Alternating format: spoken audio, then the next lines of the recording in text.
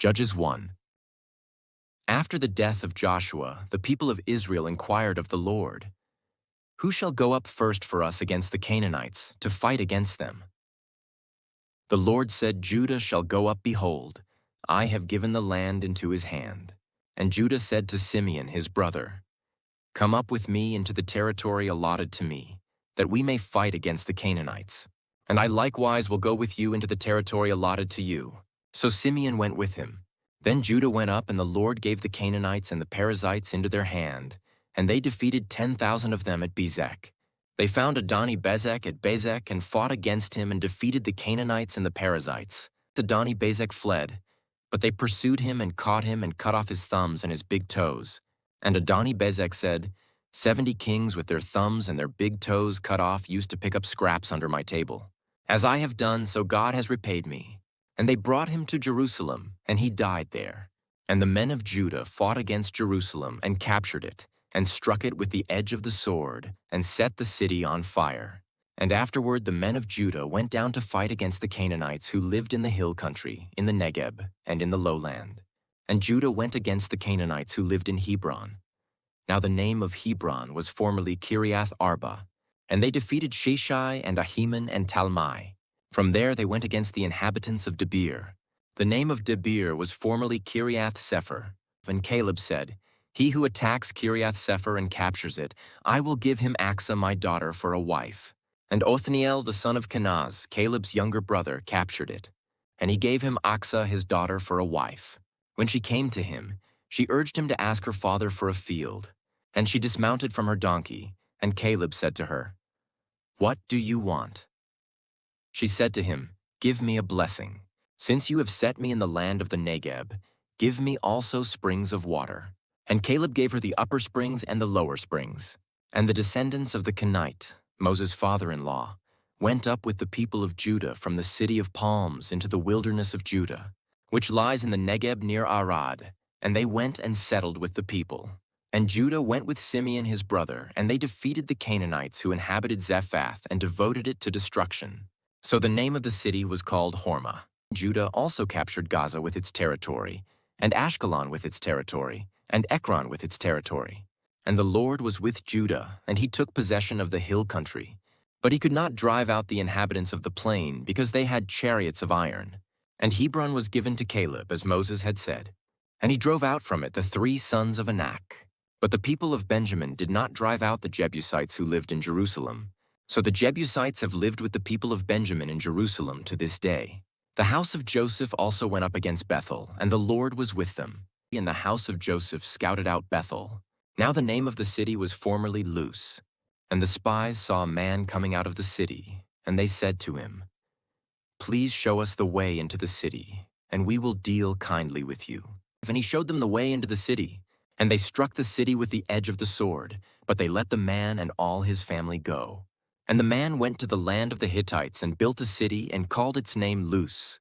That is its name to this day. Manasseh did not drive out the inhabitants of Beth-Shean and its villages, or Tanakh and its villages, or the inhabitants of Dor and its villages, or the inhabitants of Ibleam and its villages, or the inhabitants of Megiddo and its villages, for the Canaanites persisted in dwelling in that land. When Israel grew strong, they put the Canaanites to forced labor, but did not drive them out completely. And Ephraim did not drive out the Canaanites who lived in Gezer, so the Canaanites lived in Gezer among them. Zebulun did not drive out the inhabitants of Kitron, or the inhabitants of Nahalal, so the Canaanites lived among them, but became subject to forced labor. Asher did not drive out the inhabitants of Akko, or the inhabitants of Sidon, or of Alab, or of Achzib, or of Helbah, or of Aphik, or of Rehob. So the Asherites lived among the Canaanites, the inhabitants of the land, for they did not drive them out. Naphtali did not drive out the inhabitants of Beth-Shemesh, or the inhabitants of Beth-Anath. So they lived among the Canaanites, the inhabitants of the land. Nevertheless, the inhabitants of Beth-Shemesh and of Beth-Anath became subject to forced labor for them. The Amorites pressed the people of Dan back into the hill country, for they did not allow them to come down to the plain. The Amorites persisted in dwelling in Mount Heres, in Aijalon, and in Shalbim, but the hand of the house of Joseph rested heavily on them, and they became subject to forced labor. And the border of the Amorites ran from the ascent of Akrabim, from Selah and upward. Judges 2. Now the angel of the Lord went up from Gilgal to Bochim, and he said, I brought you up from Egypt and brought you into the land that I swore to give to your fathers. I said, I will never break my covenant with you, and you shall make no covenant with the inhabitants of this land. You shall break down their altars. But you have not obeyed my voice. What is this you have done? So now I say, I will not drive them out before you, but they shall become thorns in your sides, and their gods shall be a snare to you. As soon as the angel of the Lord spoke these words to all the people of Israel, the people lifted up their voices and wept, and they called the name of that place Bochim, and they sacrificed there to the Lord. When Joshua dismissed the people of Israel went each to his inheritance to take possession of the land. And the people served the Lord all the days of Joshua, and all the days of the elders who outlived Joshua, who had seen all the great work that the Lord had done for Israel. And Joshua the son of Nun, the servant of the Lord, died at the age of 110 years, and they buried him within the boundaries of his inheritance in Timnath-Heres, in the hill country of Ephraim, north of the mountain of Gaash. And all that generation also were gathered to their fathers. And there arose another generation after them who did not know the Lord or the work that he had done for Israel. And the people of Israel did what was evil in the sight of the Lord and served the Baals. And they abandoned the Lord, the God of their fathers, who had brought them out of the land of Egypt. They went after other gods, from among the gods of the peoples who were around them, and bowed down to them. And they provoked the Lord to anger. They abandoned the Lord and served the Baals and the Ashtaroth. So the anger of the Lord was kindled against Israel, and he gave them over to plunderers who plundered them. And he sold them into the hand of their surrounding enemies, so that they could no longer withstand their enemies. Whenever they marched out, the hand of the Lord was against them for harm, as the Lord had warned, and as the Lord had sworn to them. And they were in terrible distress. Then the Lord raised up judges, who saved them out of the hand of those who plundered them. Yet they did not listen to their judges, for they whored after other gods and bowed down to them. They soon turned aside from the way in which their fathers had walked, who had obeyed the commandments of the Lord, and they did not do so. Whenever the Lord raised up judges for them, the Lord was with the judge, and he saved them from the hand of their enemies all the days of the judge. For the Lord was moved to pity by their groaning because of those who afflicted and oppressed them. But whenever the judge died, they turned back and were more corrupt than their fathers, going after other gods, serving them, and bowing down to them. They did not drop any of their practices or their stubborn ways. So the anger of the Lord was kindled against Israel, and he said, Because this people have transgressed my covenant that I commanded their fathers and have not obeyed my voice, I will no longer drive out before them any of the nations that Joshua left when he died, in order to test Israel by them, whether they will take care to walk in the way of the Lord as their fathers did or not. So the Lord left those nations, not driving them out quickly, and he did not give them into the hand of Joshua. Judges 3. Now these are the nations that the Lord left, to test Israel by them, that is, all in Israel who had not experienced all the wars in Canaan. It was only in order that the generations of the people of Israel might know war, to teach war to those who had not known it before. These are the nations, the 5 lords of the Philistines and all the Canaanites and the Sidonians and the Hivites, who lived on Mount Lebanon, from Mount Baal-Hermon as far as Lebo-Hamath. They were for the testing of Israel, to know whether Israel would obey the commandments of the Lord, which he commanded their fathers by the hand of Moses. So the people of Israel lived among the Canaanites, the Hittites, the Amorites, the Perizzites, the Hivites, and the Jebusites. And their daughters they took to themselves for wives, and their own daughters they gave to their sons, and they served their gods. And the people of Israel did what was evil in the sight of the Lord. They forgot the Lord their God, and served the Baals and the Asheroth. Therefore the anger of the Lord was kindled against Israel, and he sold them into the hand of Cushan-Rishathaim, king of Mesopotamia.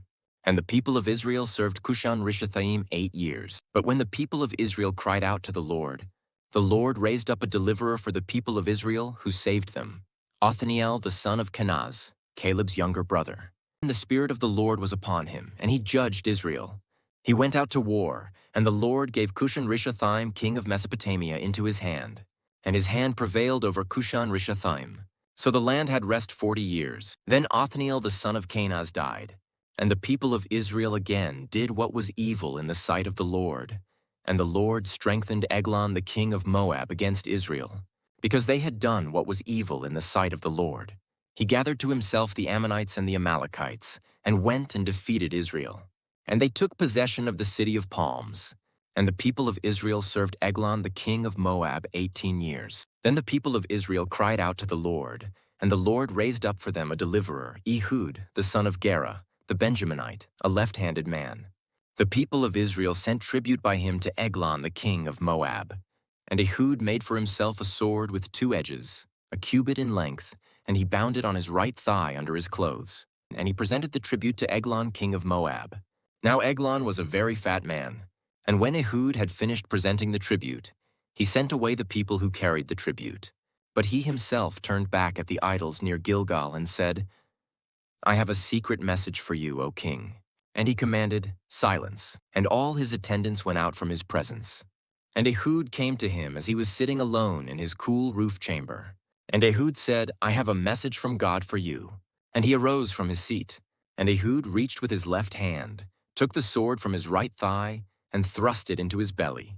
And the hilt also went in after the blade, and the fat closed over the blade. For he did not pull the sword out of his belly, and the dung came out.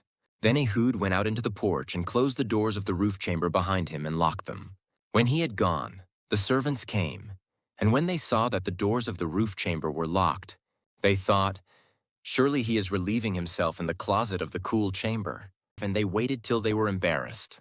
But when he still did not open the doors of the roof chamber, they took the key and opened them, and there lay their lord dead on the floor. Ehud escaped while they delayed, and he passed beyond the idols and escaped to Seirah. When he arrived, he sounded the trumpet in the hill country of Ephraim.